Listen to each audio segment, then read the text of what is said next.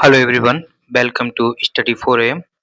दोस्तों, आज जो है हम इलाहाबाद हाई कोर्ट का group C and group D के लिए प्रैक्टिस सेट करेंगे, जो कि आपका प्रैक्टिस सेट नंबर 9 होगा। तो स्टार्ट करते हैं। पहला प्रश्न क्या कह रहा है कि निम्नलिखित में से सरकारी योजना भारत में युवाओं को कौशल विकास प्रशिक्षण प्रदान करती है। कह रहा है कि इनमें से जो कौन सी योजना जो है भारत में युवाओं को कौशल विकास प्रशिक्षण प्रदान करती है। ये आपको पता होगा। इसका राइट आंसर हो जाएगा प्रधानमंत्री कौशल विकास योजना, जिसे शॉर्ट में हम कहें पीएम के बी वाई। ये डायरेक्ट शॉर्ट भी दे देते हैं और फुल फॉर्म पूछ देते हैं। इससे इम्पोर्टेंट ये हो जाता है कि इसकी शुरुआत कब हुई। इसकी शुरुआत जो है 16 जुलाई 2015 को हुई। 16 जुलाई 2015 को इसकी शुरुआत हुई और प्रधानमंत्री नरेंद्र मोदी ने की थी। और ये कहाँ से की थी? न्यू दिल्ली से की। क्लियर? ये तो बात रही प्रधानमंत्री कौशल विकास योजना की। अगर हम प्रधानमंत्री कल्याण अन्न योजना की हम बात करें, अगर इसको अन्न हटा दें तो ये हो जाएगी प्रधानमंत्री कल्याण योजना, जिसकी शुरुआत जो है ना कोरोना काल के दौरान हुई थी। और ये जो है आपका 25 मार्च 2020 को हुई। ठीक, 25 मार्च 2020। फिर इसको एक्सटेंड कर दिया गया और इसको जो है प्रधानमंत्री गरीब कल्याण अन्न योजना कर दिया गया। और जिसकी शुरुआत जो है 11 जनवरी 2023 को कर दी गई। क्लियर? और ये जो योजना है कौन सी वाली? प्रधानमंत्री, ये बात हो गई। ठीक है, प्रधानमंत्री कौशल विकास योजना। अगर हम प्रधानमंत्री जनधन योजना की हम बात करें, ये वित्त मंत्रालय द्वारा चलाई जाती है और इसकी शुरुआत जो है 28 अगस्त 2014 को की गई। ये ईयर पूछती जाती है ना, किस योजना की शुरुआत कब हुई, ये पूछ दिया जाता है। दीनदयाल अंत्योदय योजना की हम बात करें तो ये 25 सितंबर 2014 को इसकी शुरुआत हुई। क्लियर? अब हम बात करते हैं प्रश्न नंबर 2 की तरफ चलते हैं। प्रश्न नंबर 2 क्या कह रहा है कि चंद्रगुप्त मौर्य के दरबार में यूनान के राजा थे कौन? सेल्यूकस निकेटर का राजदूत कौन था? ठीक है, सेल्यूकस निकेटर ने एक राजदूत भेजा था भारत में, जो चंद्रगुप्त मौर्य के दरबार में। वो कौन थे? वो थे आपके दोस्तों मेगास्थनीज। और मेगास्थनीज की एक इंपॉर्टेंट पुस्तक है इंडिका। ठीक है, ये एग्जाम में पूछा जा चुका है कि इंडिका के लेखक कौन है? मेगास्थनीज। और यहाँ से ये भी पूछ दिया जाता है कि मेगास्थनीज द्वारा लिखित पुस्तक इंडिका में किसका वर्णन मिलता है? तो मौर्य काल का मिलता है या चंद्रगुप्त मौर्य का मिलता है। हेरोडोटस की हम बात करें तो इसको जो है इतिहास का पिता कहा जाता है, हिस्ट्री ऑफ फादर। ठीक है, इनको जो है हिस्ट्री ऑफ फादर कहा जाता है। ठीक है, यानी कि इतिहास का पिता जो है हेरोडोटस को कहा जाता है। क्लियर हुआ? तो और इनकी एक पुस्तक थी जिसका नाम है हिस्टोरिका। ठीक है, हिस्टोरिका नामक इन्होंने पुस्तक लिखी थी, हिस्टोरिका। तो सेल्यूकस निकेटर राजदूत कौन था? सेल्यूकस निकेटस का मेगास्थनीज। और किसके कार्यकाल में आए थे? चंद्रगुप्त मौर्य के दरबार में आए थे। इनकी पुस्तक इंडिका इंपॉर्टेंट है। प्रश्न नंबर 3 की बात करते हैं। प्रश्न नंबर 3 क्या कह रहा है कि देश के ऐतिहासिक स्मारकों की मरम्मत और संरक्षण के लिए एक अधिनियम पारित करने का प्रस्ताव किसने रखा? ठीक है, तो हमारे जो देश के ऐतिहासिक जो मॉन्यूमेंट्स थे, उनकी मरम्मत करने के लिए, उनके संरक्षण के लिए एक अधिनियम पारित किया गया। तो कह रहा है कि इनमें से किसने किया? तो वो थे आपके वायसराय जो थे, वो कर्जन थे। ठीक, कर्जन का मतलब कर्ज लेकर उन्होंने जो है अधिनियम पारित किया कि संरक्षण के लिए। ये कर्जन वही कर्जन है जिन्होंने जो है 1905 में कर्ज लेकर बंगाल का विभाजन किया। कर्ज लेकर नहीं किया, एक ट्रिक बता दिया कि बंगाल विभाजन किस वायसराय ने की थी? वो कर्जन ने की थी। ठीक है, बंगाल विभाजन, ठीक है, किसने की? कर्जन ने। अगर हम कर्जन से रिलेटेड और हम पॉइंट की बात करें तो पहले तो हमें पता होना चाहिए कि लॉर्ड कर्जन का कार्यकाल कब से कब तक था। ये जो थे 1899 से लेकर 1905 तक इनका कार्यकाल रहा। ठीक, कर्जन को ही जो है ना अलोकप्रिय सबसे अलोकप्रिय वायसराय कहा जाता है। सबसे अलोकप्रिय वायसराय कहा जाता है, वायसराय। ठीक है? तो ये कहा किसने था? ये ये कहा गया था गोपाल कृष्ण गोखले द्वारा। तो इनको जो है गोखले जी ने जो है, नहीं, नहीं, इनको सबसे अलोकप्रिय वायसराय हैं और इनको जो है आधुनिक भारत का कहा गया क्या, औरंगजेब। इनको जो आधुनिक भारत का औरंगजेब कहा जाता है, आधुनिक भारत का औरंगजेब। ठीक? ये कहा किसने आधुनिक भारत का औरंगजेब? ये गोखले जी ने कहा था। ठीक? तो इसको रफ कर देते हैं। ठीक? तो ये प्रश्न पूछा जा सकता है कि किस वायसराय को आधुनिक भारत का औरंगजेब कहा जाता है? वो कहा जाता है कर्जन को। और किसने कहा? गोखले जी ने। गोखले जी वही हैं जो गुरु हैं किनके? पॉलिटिकल गुरु हैं गांधी जी के। ठीक? ये भी एग्जाम में पूछा जाता है। और इनकी एक ऑर्गेनाइजेशन है, संस्था है जिसका नाम है servants of India. Servants of India इनकी संस्था का नाम है। ये भी एग्जाम में पूछा जाता है। क्लियर? और कर्जन के बारे में पॉइंट क्या बन सकता है? आधुनिक भारत के अलोकप्रिय वायसराय एंड इन्होंने जो है विश्वविद्यालय अधिनियम, विश्वविद्यालय आयोग की स्थापना कराई। कब? 1902 में। आप लिख लीजिए विश्वविद्यालय आयोग। ठीक? 1902 में इन्होंने जो है विश्वविद्यालय आयोग की स्थापना कराई। 1902 में ही जो इन्होंने पुलिस विभाग की स्थापना कराई। पुलिस विभाग, ठीक, विभाग की स्थापना कर्जन ने कराई। 1901 में इन्होंने जो है पहली जातिगत जनगणना, ठीक, पहली जातिगत जनगणना जो है कर्जन ने कराई। ठीक है? अब हम थोड़ा और वायसराय के बारे में जान लेते हैं, पेज नंबर जोड़ते हैं। अगर हम बात करें दोस्तों कैनिंग की, इसके बाद कौन है? कैनिंग की हम बात करें, कैनिंग। ठीक? इनका कार्यकाल जो रहा है वो 2 बार रहा है, मतलब 2 टाइम कह सकते हैं कि एक तो 1856 से लेकर 57 तक। इस टाइम जब 1857 की क्रांति हुई है, किस एग्जाम में एग्जाम्पल ये प्रश्न पूछा गया कि 1857 की क्रांति के समय भारत के गवर्नर जनरल कौन थे? तो वो थे कैनिंग। ठीक? ठीक? इस टाइम तक तो थे, ये कौन थे? भारत के गवर्नर जनरल थे, गवर्नर जनरल। ठीक? कब? 1856 से लेकर 57 तक।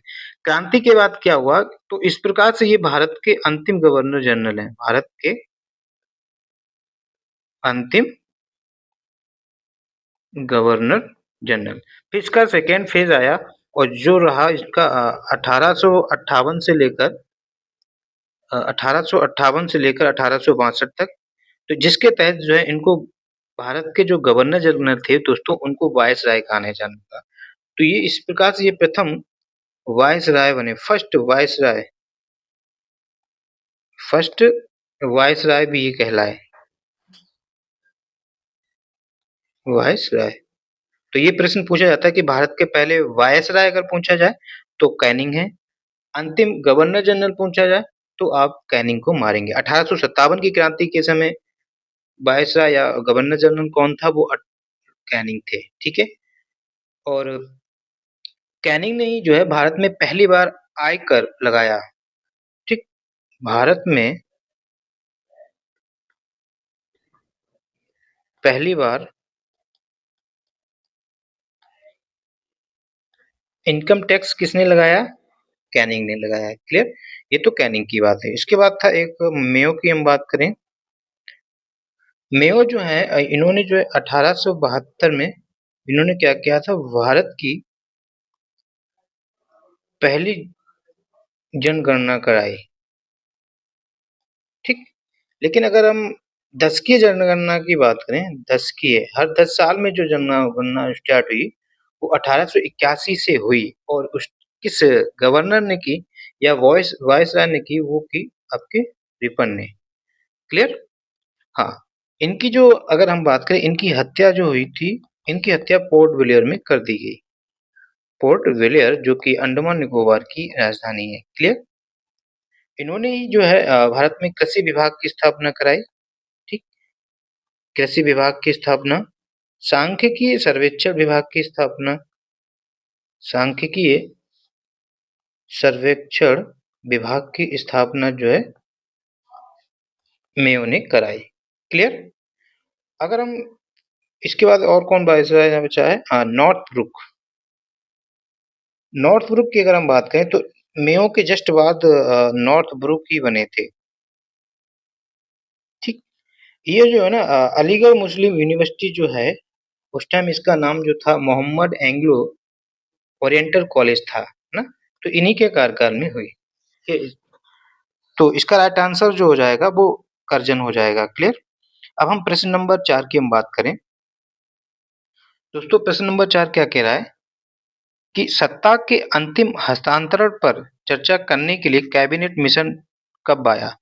अच्छा, कह रहा है कि भारत में कैबिनेट मिशन कब आया, तो ये तो आया था 1946 को आया था। इसके 3 सदस्य थे, जिसे क्रिप्स थे, जिसका पूरा नाम था स्टेफोर्ड क्रिप्स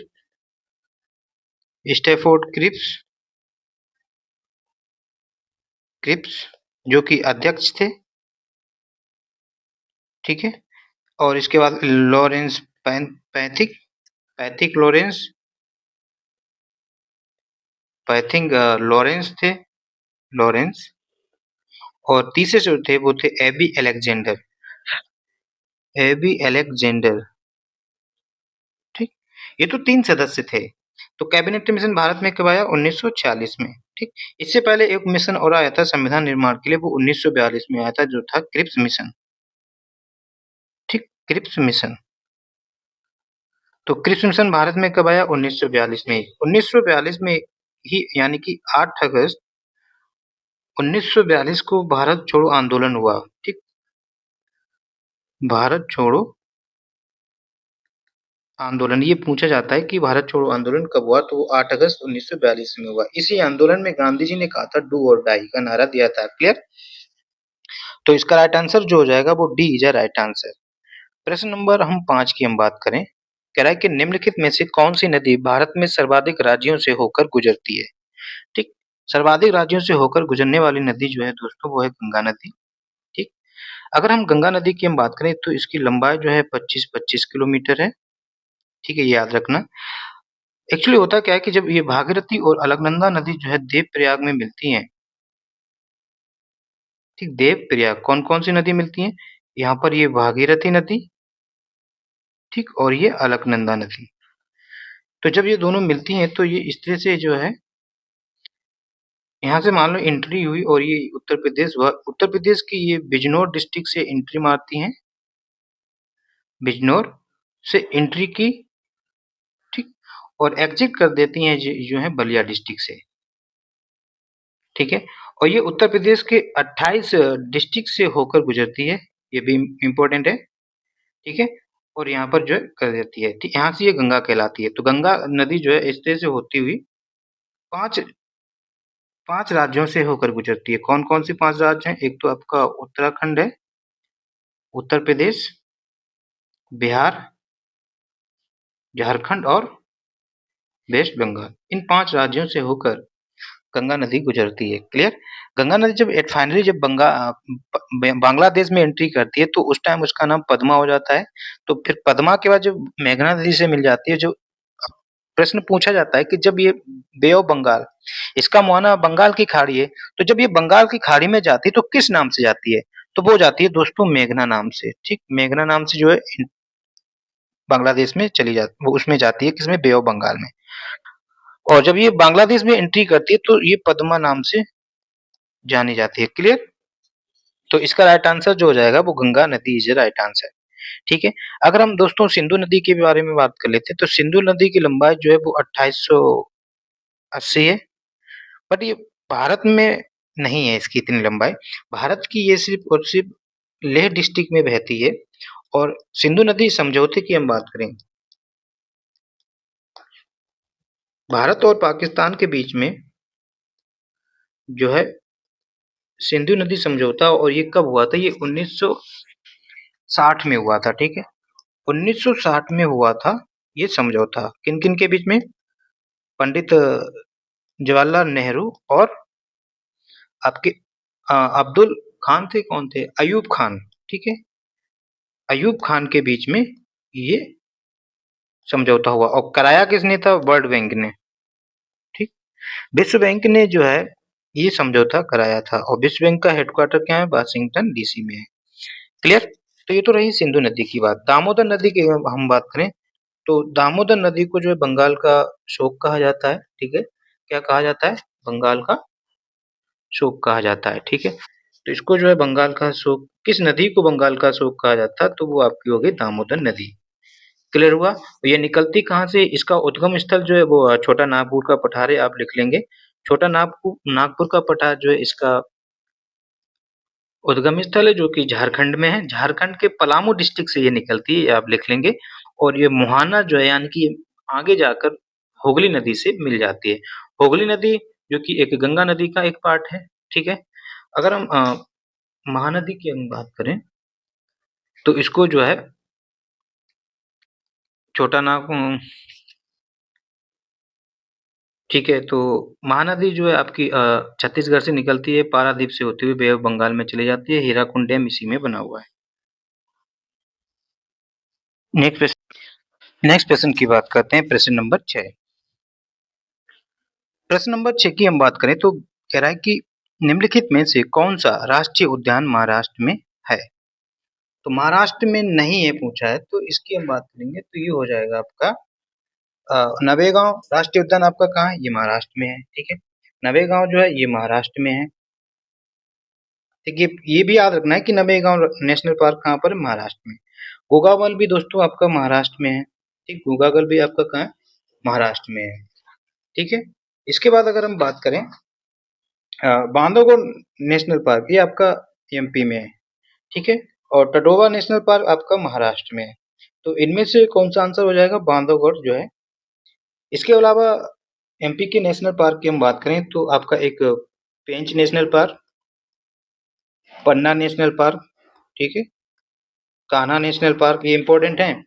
पेंच, पन्ना, कान्हा, बांधवगढ़ हो गया और ये आपका वन विहार नेशनल पार्क, ठीक? वन विहार नेशनल पार्क, ये शॉर्ट में हम लिख रहे हैं, इनको आप लिख लेना, ठीक है? तो ये तो हो गए आपके कुछ एमपी के नेशनल पार्क। इसके बाद हम नेक्स्ट प्रश्न की हम बात करें। प्रश्न नंबर 7 क्या कह रहा है कि भारतीय संविधान के अनुच्छेद 25 से 28 किस चीज का मतलब इसमें किसका प्रावधान किया गया है? तो अगर हम दोस्तों पहले हम फंडामेंटल राइट की हम बात कर रहे हैं, फंडामेंटल राइट। अच्छा ये बताओ सबसे पहले फंडामेंटल राइट की मांग किस कांग्रेस के सेशन में की गई या कब की गई? तो ये दोस्तों जो है 1931 का कराची सेशन, ठीक? कराची अधिवेशन जो हुआ था उसमें फंडामेंटल राइट की बात की गई। इसके अध्यक्ष कौन थे? अध्यक्ष जो थे दोस्तों वो थे सरदार वल्लभ भाई पटेल, वल्लभ भाई पटेल। इस अध्यक्ष में फंडामेंटल राइट का जो ड्राफ्ट था यानी कि जो फंडामेंटल राइट का प्रस्ताव जो प्रस्तुत किया था वो पंडित जवाहरलाल नेहरू जी ने किया था। तो ये जो है पंडित नेहरू जी ने फंडामेंटल राइट का प्रस्ताव वहां पर पेश किया था, ठीक है? इसके बाद ये फंडामेंटल राइट किस देश से लिए गए हैं ये भी पूछा जाता है। ये दोस्तों जो है अमेरिका से लिए गए हैं, ठीक? अच्छा इनको भारत के संविधान के किस भाग में रखा गया है ये भी प्रश्न पूछा जाता है। ये दोस्तों भाग 3 में रखा गया है और भारत की इस भाग 3 को भारत का मैग्ना कार्टा कहा जाता है। भारत का मैग्ना कार्टा कहा जाता है, इंपॉर्टेंट पॉइंट ये भी है आपका, ठीक है?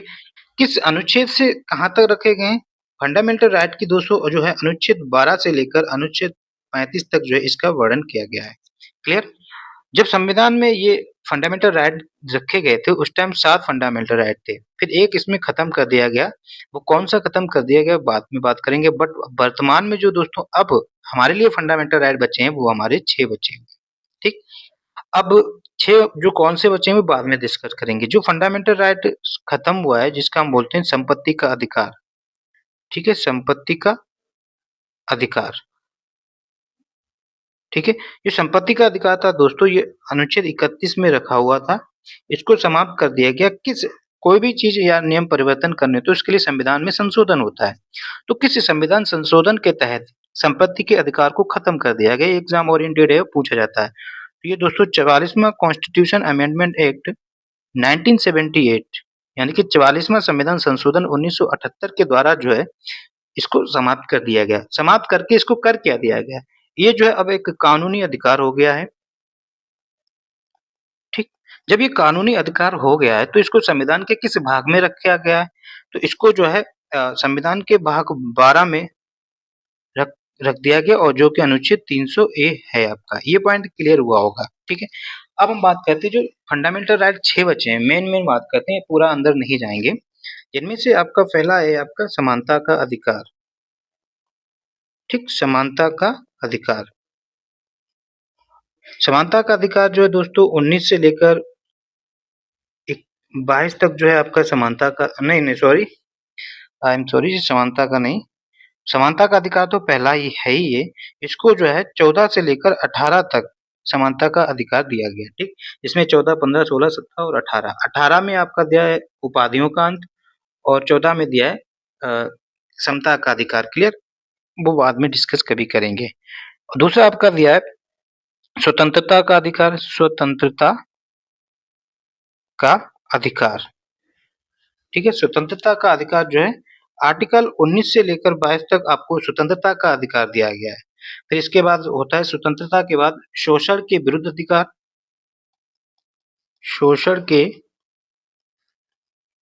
विरुद्ध अधिकार, ये आपका दोस्तों 23 से लेकर 24 तक दिया है, ठीक है?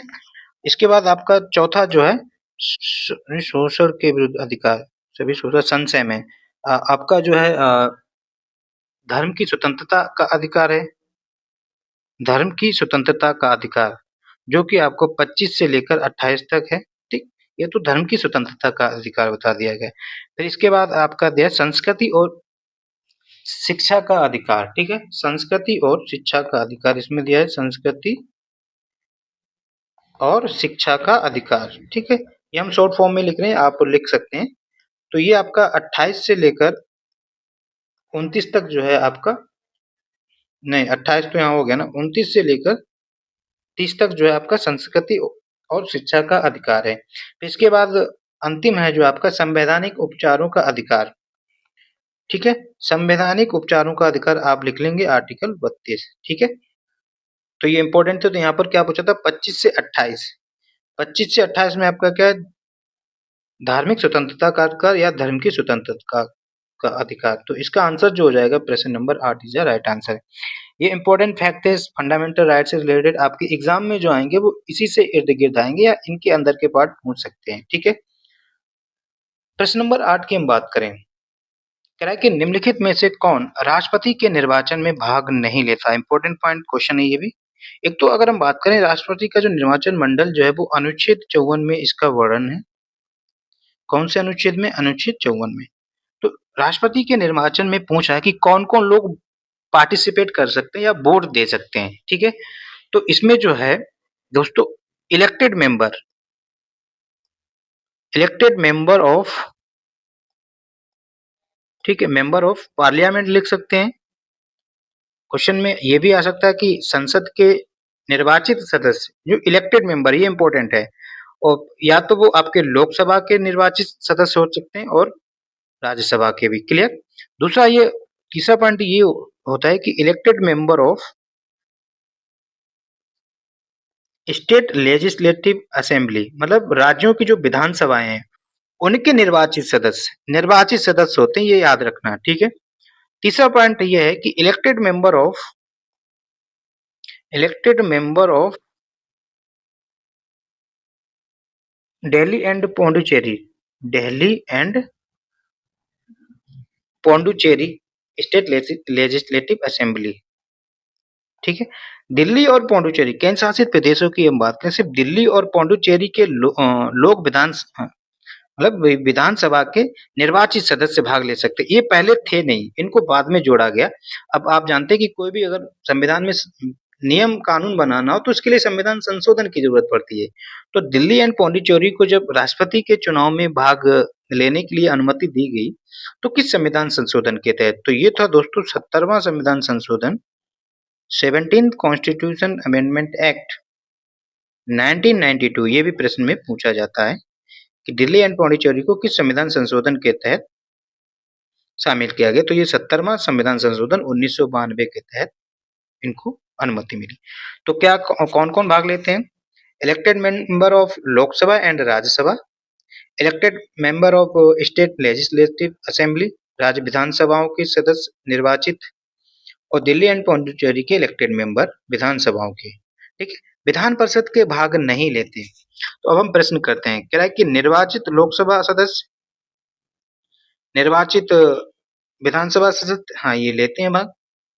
राज्य विधानसभाओं के निर्वाचित सदस्य ये भी लेते हैं। राज्य विधान परिषद, परिषद के भाग नहीं लेते, चाहे वो निर्वाचित हो या कोई भी हो, ठीक है। तो इसका राइट आंसर जो हो जाएगा दोस्तों, प्रश्न number D is a right answer. ये बात क्लियर हुई होगी, ठीक। और ये इलेक्टोरल जो कॉलेज जो दिया है इलेक्शन कमीशन राष्ट्रपति के इलेक्शन के लिए, वो आर्टिकल 54 में दिया है। क्लियर। अगर हम प्रश्न नंबर 9 की बात करें, कह रहा है कि भारतीय संविधान का कौन सा अनुच्छेद, भारतीय संविधान का कौन सा अनुच्छेद सर्वोच्च न्यायालय को अपने स्वयं के निर्णयों या आदेशों की समीक्षा करने का अधिकार देता है। मतलब सर्वोच्च न्यायालय ने कोई भी निर्णय दे दिया या आदेश दे दिया, तो वो उसका स्वयं उसकी समीक्षा कर सकता है। ये किस आर्टिकल में दिया गया है, ये पूछा है। इंपॉर्टेंट क्वेश्चन है, एग्जाम ओरिएंटेड है और अच्छा प्रश्न है। तो ये बात जो है दोस्तों, अनुच्छेद 137 में दी गई है, ठीक है। किसमें दी गई है? अनुच्छेद 137 में। अगर हम सर्वोच्च न्यायालय की हम बात करें, तो ये भारतीय संविधान के किस भाग में सर्वोच्च न्यायालय का जिक्र है? तो भाग पूछा जाता है, तो ये भाग दोस्तों 5 में इसका जिक्र है। और किस अनुच्छेद से किस अनुच्छेद तक? तो इनका जो है वर्णन अनुच्छेद 124 से लेकर अनुच्छेद 147 तक जो है भारतीय सर्वोच्च न्यायालय का जिक्र है, ठीक है। सर्वोच्च न्यायालय में क्या होता है और क्या पॉइंट बन सकते हैं एग्जाम ओरिएंटेड? आर्टिकल 143 को याद रखें। 143 में ये है कि सर्वोच्च न्यायालय जो है वो सुझाव या सलाह दे सकता है, किसको? राष्ट्रपति को, ठीक है। एग्जाम में पूछा जाता है कि 143 अनुच्छेद 143 के तहत जो है राष्ट्रपति को सलाह दे सकते हैं कौन? सर्वोच्च न्यायालय। लेकिन उस बात को सर्वोच्च राष्ट्रपति माने या ना माने ये बाध्यकारी नहीं है, जरूरी नहीं कि वो उस बात को मान सकता है। सर्वोच्च न्यायालय को रिट रिट का अधिकार भी दिया गया आर्टिकल 32 में। और रिट आपकी 5 प्रकार की होती हैं। कौन कौन सी होती हैं? वो आपकी एचएमसी, एचएमसी क्या थी इसकी? एचएमपीसी क्यू, ये आपकी 5 प्रकार की रिट है। HMPQ, H habeas corpus, mandamus, P for provision, C for certiorari and Q for quo warranto, ठीक है। ऐसे याद रख सकते हैं, एचएमपी सीक्यू, ठीक है। और इससे रिलेटेड पॉइंट क्या बन सकते हैं, तो ठीक है, बाकी जब और जरूरत पड़ेगी तो डिस्कस करेंगे, ठीक है। तो इसका राइट आंसर जो हो जाएगा वो ए इज अ राइट आंसर। प्रश्न नंबर 9 की हम बात करें, कह रहा है कि खरीफ की फसलों की कटाई कब की जाती है, ठीक है। खरीफ की फसलों की कटाई कब की जाती है? देखो, अगर हम दोस्तों फसलों की बात करें तो भारत में 3 प्रकार की फसलें उगाई जाती हैं, ठीक। कौन-कौन सी उगाई जाती हैं? 3 प्रकार की, ठीक है। एक तो आपका दोस्तों रबी की फसल, दूसरा आपका दोस्तों खरीफ की फसल, और तीसरा जो है जायद की फसल, ठीक है। 3 मौसम में 3 प्रकार की फसलें मतलब उगाई जाती हैं और कटाई कब की जाती है।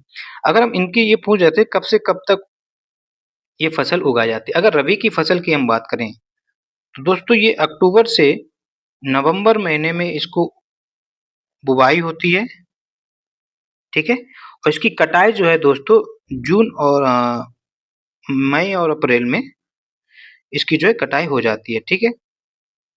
अप्रैल के लगभग जो है इसकी कटाई हो जाती है। ये तो रहा। इस फसल को जो है दोस्तों, ये जो फसल है शीतकाल की फसलें हैं, ठीक। शीतकाल की ये फसल है। जब सर्दी हो जाती है इस टाइम जो है ना, रबी की फसल का ही सीजन चल रहा है, क्लियर। और इसकी रबी की फसल के अंतर्गत कौन-कौन सी फसलें आ जाती है एग्जाम में पूछा जाता है। एक ट्रिक याद रख लीजिए, बीएमडब्ल्यू, आप तो जानते हैं बीएमडब्ल्यू एलपीजी, ठीक है। BMW LPG, B for barley, M for आपका मस्टर्ड, ठीक। डब्ल्यू फॉर व्हीट, मतलब जौ, सरसों और आपका व्हीट गेहूं, एल फॉर लिनसीड, लिनसीड मतलब अलसी, पी फॉर आपका पी मटर और जी फॉर आपका ग्राम चना। ठीक है, तो ये सब क्या है, ये आपकी जो है रबी की फसलें हैं। क्लियर हुआ? अब हम खरीफ की फसल की हम बात करें। खरीफ की फसल जो है दोस्तों जून और जुलाई में इसकी बुवाई होती है और अक्टूबर नवंबर में जो है इसकी कटाई हो जाती है। ठीक है, अक्टूबर नवंबर में जो है इसकी कटाई हो जाती है। इसके अंतर्गत कौन कौन सी फसलें आ जाती है ये पूछा जाता है। एक तो आपका इंपॉर्टेंट है मूंगफली। ठीक, मूंगफली हो गया, धान हो गया, इसके अंतर्गत मक्का हो गया, है ना, और आपका सोयाबीन, जितनी भी लगभग दालें हैं, दलहन, है ना, उड़द, मूंग और बाजरा, तंबाकू सब क्या है खरीफ की फसलें। जायद की फसलें, खरीफ की फसलें जो होती हैं वो वर्षा काल की फसलें होती हैं। ठीक है, वर्षा काल में होती हैं। जायद की फसलें जो है दोस्तों ग्रीष्म काल में होती हैं। इसलिए जो है ये जायद की फसलें, इसमें आपके वो फसलें आ जाती हैं जिसके अंतर्गत बीज पाए जाते हैं, जैसे कि आपका ककड़ी हो गया, खीरा, तरबूज, खरबूज और आपका करेला। ठीक है, और ये ग्रीष्म काल में होती हैं। इनकी अगर हम बात करें तो ये मार्च अप्रैल में होती है और लगभग जून में इसकी जो है कटाई कर ली जाती है। क्लियर? तो ये इंपॉर्टेंट पॉइंट थे और यहाँ से ही प्रश्न बनता है। तो क्या होगा, खरीफ की फसल पूछी थी तो इसका राइट आंसर जो है अक्टूबर और नवंबर में ये काट ली जाती है। क्लियर?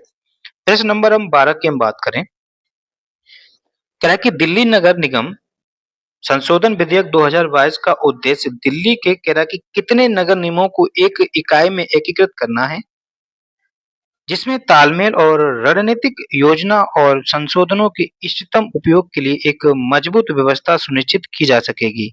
तो इसमें जो है दोस्तों 3 नगर निगमों को शामिल एकीकृत करना है। क्लियर? प्रश्न नंबर अगर हम 11 की हम बात करें, कह रहा कि Tata iron and steel company के ने सन स्टील का उत्पादन शुरू किया था। ये कह रहा कि Tata iron and steel company कब बनी थी? तो ये जो है 1912 में इसको बनाया गया था और किसके द्वारा? जमशेद जी टाटा द्वारा। ठीक है,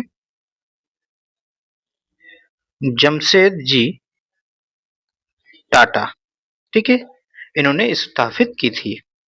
प्रश्न नंबर 13 की हम बात करें, कह रहा है कि प्रकाश की तरंग दैर्घ्य को मापने की इकाई है। तो आपकी एंगस्ट्रॉम जो है प्रकाश की तरंग दैर्घ्य मापने की इकाई है और एक एंगस्ट्रॉम बराबर होता है 10 टू पावर -10 मीटर। अब एग्जाम में ये भी पूछा जाता है कि एक एंगस्ट्रॉम कितने सेंटीमीटर के बराबर होता है, बट इसको गलती से ये ना माना ये तो 10 टू पावर -10 मीटर होता है। आपको ध्यान देना है कि मीटर में पूछा या सेंटीमीटर में। अगर सेंटीमीटर में पूछेगा तो 10 टू पावर -8 सेंटीमीटर हो जाएगा। इस बात को याद रखना, ये एग्जाम में गलत हो चुके हैं और हमारे पहले साथियों ने गलत कर देते थे। कैंडेला की अगर हम बात करें तो ये ज्योति तीव्रता का मात्रक होता है, ज्योति तीव्रता का मात्रक है। डायन जो है वो एक बल का मात्रक है, सीजीएस पद्धति में है, सीजीएस पद्धति में बल का मात्रक है। फैराडे की अगर हम बात करें तो ये जो आपका है विद्युत धारिता का मात्रक है। किसका है? विद्युत धारिता का मात्रक है। ठीक है, अब हम प्रश्न नंबर 14 की बात करें। प्रश्न नंबर 14 क्या कह रहा है कि एमएस वर्ड 365, एमएस वर्ड 365 में प्रिंट सेटिंग डायलॉग का number of copies, number of copies किस विकल्प आपको क्या करने की सुविधा देता है? नाम ही है आपका नंबर ऑफ कॉपीज, यानी कि ये प्रिंट करने के लिए पेजों की संख्या निर्दिष्ट करना। तो इसका राइट आंसर जो हो जाएगा सी इज राइट आंसर। प्रश्न नंबर 15 की अगर हम बात करें, कह रहा है कि निम्नलिखित में से कौन कोशिकाओं की खोज करने वाला पहला जीव वैज्ञानिक है? यानी कि कोशिका की खोज जो है दोस्तों वो रॉबर्ट हुक ने की थी। रॉबर्ट हुक ने जो है कोशिका की खोज की थी। कब की थी? 1665 ईस्वी में, ये ईयर भी पूछ देते हैं। ठीक, कोशिकाओं का एक सिद्धांत दिया जिसका नाम सेल थ्योरी। सेल थ्योरी जो है दोस्तों ये भी पूछा जाता है, ये स्लाइडेन एंड स्वान ने दिया था। स्लाइडेन एंड स्वान नामक दो वैज्ञानिकों ने जो है सेल थ्योरी दी। सेल के अध्ययन को दोस्तों जो है साइटोलॉजी कहा जाता है। ठीक है, तो इसका राइट आंसर जो हो जाएगा वो Robert Hooke is right answer. Clear? हम प्रश्न नंबर 16 की हम बात करें, कह रहा है कि बेजीव पादपों द्वारा संश्लेषित वे जीव जो पादपों द्वारा संश्लेषित भोजन ग्रहण करते हैं उन्हें क्या कहते हैं? मतलब कह रहा है कि ऐसे जीव जो पौधों द्वारा भोजन ग्रहण करते हैं, जैसे हम लोग हो गए ना, तो ये इनको जो है विषमपोषी कहा जाता है। विषमपोषी वो होते हैं जो दूसरों से भोजन प्राप्त करते हैं। इसे इंग्लिश में कहें तो हेटेरोट्रॉप्स बोलते हैं। हेटेरोट्रॉप्स बोलते हैं, ठीक है? सपोषी वो होते हैं जो ऑटोट्रॉप्स होते हैं। ऑटोट्रॉप्स यानी कि जो अपना भोजन स्वयं बनाते हैं, जैसे कि आपका पौधे, प्लांट जो है अपना भोजन स्वयं बनाते हैं। किस प्रोसेस द्वारा? प्रकाश संश्लेषण द्वारा जो है ये अपना भोजन स्वयं बनाते हैं, ठीक है? प्रकाश संश्लेषण द्वारा भोजन स्वयं बनाते हैं, ठीक है? और प्रकाश संश्लेषण में क्या होता है कि 6CO2 होता है प्लस 12H2 होता है, और यहाँ पर सनलाइट और प्लांट में जो क्लोरोफिल होता है उसकी होता है, तो यहाँ पर ग्लूकोज बन जाता है C6H12O6 plus 6O2 plus 6H2O, ये आपको मिल जाता है। मृतजीवी क्या होते हैं? इनको जो कहते हैं, मृतजीवी जो पौधे होते हैं उनको कहते हैं सेप्रोफाइट्स, ठीक? क्या कहते हैं? सेप्रोफाइट। ऐसे जीव जो मरी हुई चीजों से भोजन लेते हैं या सड़े गले से खाते हैं उनको जो है सेप्रोफाइट कहते हैं, जैसे कि आपका फंगस, ठीक है?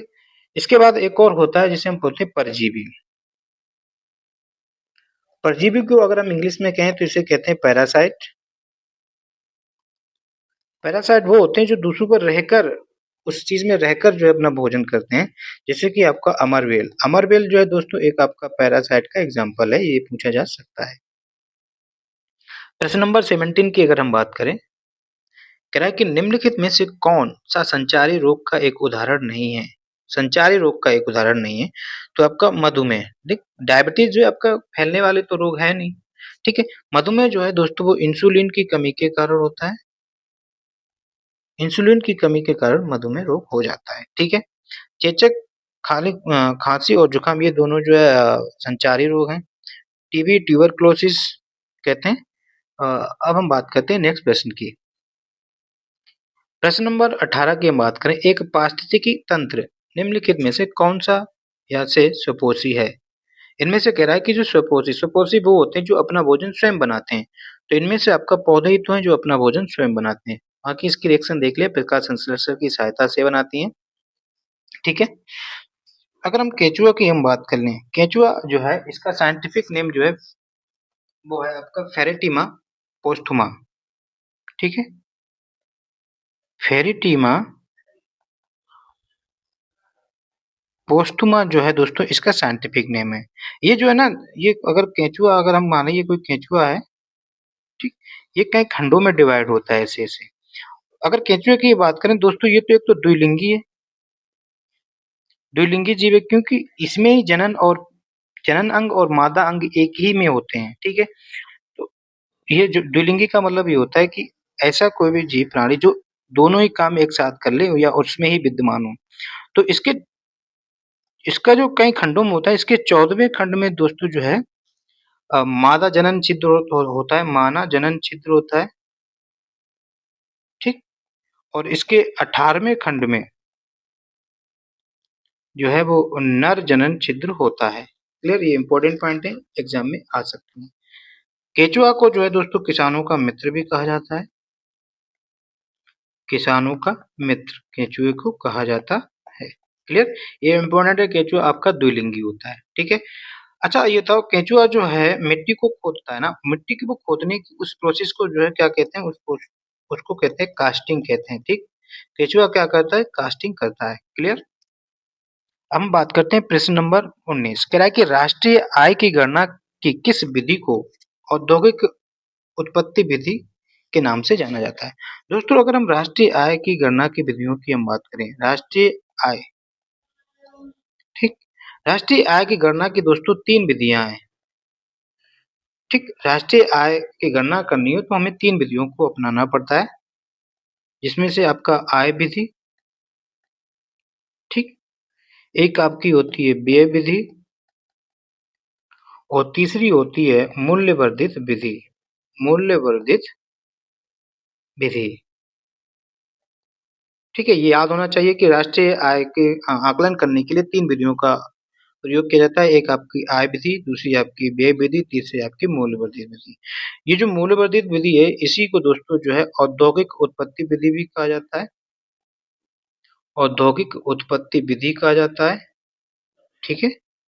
अथवा इसको जो है आउटपुट विधि भी कहा जाता है, ठीक। आउटपुट विधि भी इसी को कहा जाता है। तो इसका राइट आंसर जो हो जाएगा वो मूल्यवर्धित विधि हो जाएगा। क्लियर? ये तीनों पॉइंट याद रखना, आपको ये पता होने चाहिए। प्रश्न नंबर 20 की हम बात करें। कह रहा है कि फिल्म अभिनेत्री हेमा मालिनी एक प्रशिक्षित नृत्यांगना है। तो कह रहा है कि हेमा मालिनी का संबंध इनमें से किस क्लासिकल डांस से है? तो हेमा मालिनी का संबंध जो है दोस्तों वो आपके भरतनाट्यम से है, ठीक है। किससे? भरतनाट्यम। भरतनाट्यम जो है क्लासिकल डांस है आपका तमिलनाडु का। कथकली आपका दोस्तों केरला का एक क्लासिकल डांस है। वहीं कथक की अगर हम बात करें उत्तर प्रदेश का है, और कुचिपुड़ी जो है दोस्तों आंध्र प्रदेश का है। एक्चुअली क्या है कि दोस्तों क्लासिकल डांस की अगर हम बात करें, जिसे हम कहते हैं शास्त्रीय नृत्य,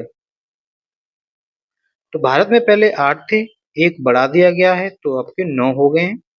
इन क्लासिकल डांस का वर्णन जो है दोस्तों आपके नाट्य शास्त्र में दिया गया है। नाट्य शास्त्र में दिया गया है। नाट्य शास्त्र। नाट्य शास्त्र के रचयिता कौन है? ये आपके भरत मुनि है। भरत मुनि, ठीक है। अगर हम भरतनाट्यम की बात करें तो एक और आपकी नृत्यांगना है जो भरतनाट्यम से रिलेटेड है, इनको आप जरूर याद रखें। इसको हम बोले तो वो है आपकी रुक्मणी देवी अरुणडिले, ठीक। तो ये आपकी है रुक्मणी देवी अरुणडेल का संबंध जो है भरतनाट्यम से इम्पोर्टेंट है, क्योंकि इन्होंने जो है भरतनाट्यम को पूरे विश्व में प्रख्यात किया। क्लियर? अगर इन क्लासिकल डांस की हम बात करें, एक तो आपका कुचिपुड़ी हो गया, कथकली हो गया, कथक हो गया, भरतनाट्यम हो गया। इसके बाद आपका बचा हुआ है सत्रिया, जो कि असम का एक क्लासिकल डांस है। असम का एक आपका उड़ीसी है, उड़ीसी नामी है आपका, तो ये उड़ीसा का होगा। एक आपका मणिपुरी है, मणिपुरी आपका मणिपुर का हो गया, ठीक है। और एक आपका मोहिनी अट्टम है, मोहिनी अट्टम। मोहिनी अट्टम कहाँ का? केरला का। और ये आपका छऊ है जो कि लेटेस्ट है। छऊ की अगर हम बात करें दोस्तों, छऊ जो है 3 प्रकार के होते हैं। पुरुलिया छऊ, ठीक। मयूरभंज छऊ और आपका सरायकेला छऊ। सरायकेला छऊ। पुरुलिया छऊ की हम बात करें, ये पश्चिम बंगाल का है। मयूरभंज है उड़ीसा का है, और आपका सरायकेला छऊ जो है वो छत्तीसगढ़ का है। क्लियर? तो इसका राइट आंसर जो हो जाएगा वो डी इज राइट आंसर। प्रश्न नंबर 21 की हम बात करें, कह रहा है कि उस्ताद जाकिर हुसैन निम्नलिखित में से कौन सा वाद्य यंत्र बजाते हैं? तो ये जो है उस्ताद जाकिर हुसैन जो है दोस्तों वो तबला वादक है, ठीक है, तबला वादक। शहनाई के जो मुख्य वादक हैं, शहनाई वादक जो है वो आपके बिस्मिल्लाह खान है, ठीक। बिस्मिल्लाह खां जो है वो शहनाई वादक है। अगर हम सितार वादक की बात करें तो पंडित रविशंकर जो है वो इससे रिलेटेड है। बांसुरी वादक की अगर हम बात करें तो हरिप्रसाद चौरसिया। हरिप्रसाद चौरसिया जो है दोस्तों वो बांसुरी से संबंधित हैं। ये इंपॉर्टेंट है, एग्जाम में पूछे जा चुके हैं। प्रश्न नंबर 22 की हम बात करें, कहा कि कौन सा देश 2031 में क्रिकेट विश्व कप की मेजबानी करेगा, ठीक।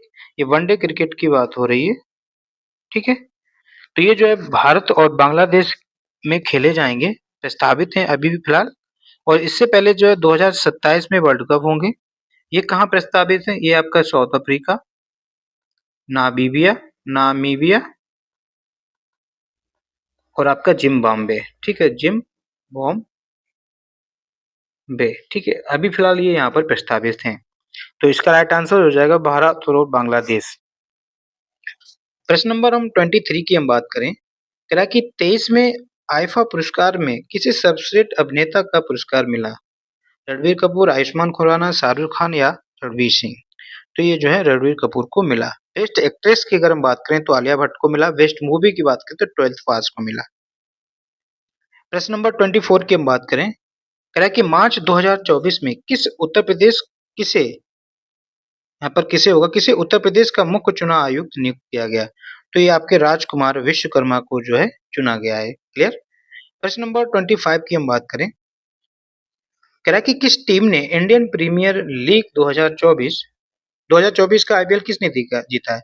ये कोलकाता नाइट राइडर्स ने जीता। ये 3 बार ये अवार्ड जीत चुके हैं। एक आपका इन्होंने 2012 में जीता, एक 2014 में जीता और ये वर्तमान में 2024 में जीता। किसको हराकर जीता था? हैदराबाद सनराइजर्स को हराकर जीता था। कोलकाता नाइट राइडर्स के कैप्टन कौन थे इस टाइम 2024 में? वो थे आपके श्रेयस अय्यर। क्लियर? तो दोस्तों ये आपके 25 प्रश्न थे जो कि आपके एग्जाम में काफी हेल्प करेंगे। इसके साथ साथ जो हम एक्सप्लेनेशन करते हैं वो मोस्ट इंपॉर्टेंट है। ठीक है, प्रैक्टिस करने का मतलब ही यही होता है कि हम मल्टीपल रिवीजन करें, जहां जरूरत पड़े वो पढ़ें, ताकि इससे हमारा कॉन्फिडेंस लेवल हाई होता है। जरूरी नहीं है कि प्रश्न एज इट इज ही आए, या कोई भी टीचर ये नहीं दावा कर सकता है कि जो हम प्रैक्टिस सेट करा रहे हैं वही आएंगे। लेकिन उसके साथ-साथ हम जो प्रैक्टिस के साथ जो डिस्कशन करते हैं, वो मोस्ट इम्पोर्टेंट है ना? और एग्ज़ाम को हमको जो है ना हर चीज़ के लिए तैयार होना चाहिए, प्रश्न कहीं से भी आ सकता है। सो दोस्तों अगर आपको ये सेशन अच्छा लगा हो तो लाइक कर दें, चैनल में नए हैं तो सब्सक्राइब कर लें ताकि आपको इस तरह से वीडियो आपको मिलते रहें। तो थैंक यू दोस्तों, जय हिंद, जय भारत।